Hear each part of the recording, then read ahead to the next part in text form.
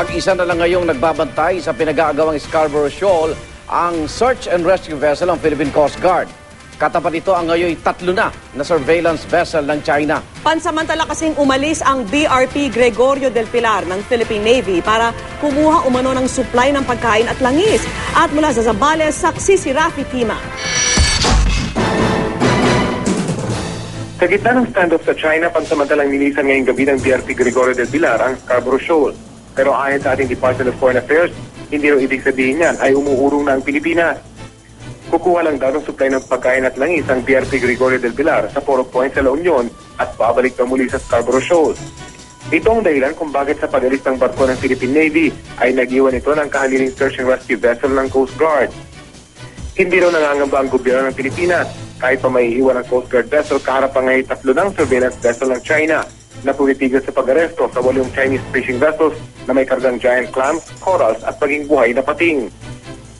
Kasi posible naman you can also call it na may dumating for reprovisioning. Kunyari magdadala ng pagkain o kung ano mga kagamitan. Kasi pag sinabi mo reinforcement, it's indicative na may kaguluhan. Yeah, we were informed of that, but we don't see a problem there. Kasabay nito, pinabulaanan ng Philippine Navy ang payag ng China kahapon na hinaras daw ng ating mga sundalo ang mga mangingisdang Chino. Yung ating mga tao, nung ginawa yung kanilang tungkulin, was in complete observance of the rules of engagements with due regard to the human rights. Sa kabila ng tensyon, hindi pa naman daw nababahala mga opisyal ng pinakamalapit na bayan sa Scarborough, ang Palawig, Zambales. Pero sana raw, hindi na ito lumala pa. Sana wag humantong sa punto na pagbawalan kami ng mga dayuhan sa sariling sa sariling tubig namin, sa karpat nilang mangisda at mamuhay. Iyon talaga, we will assert our rights. Ang bakawang bahaging ito ng Palawig dito sa Zambales, ang sinasabing tapat ng Scarborough Shoal. May 220 kilometro ang layo mula dito sa Pampang. Bagamat masyado na itong malayo para sa mga maliliit na mangingisda, ilan sa mga taga rito na nangas magtungo roon, magpapatunay umano sa yaman ng lugar.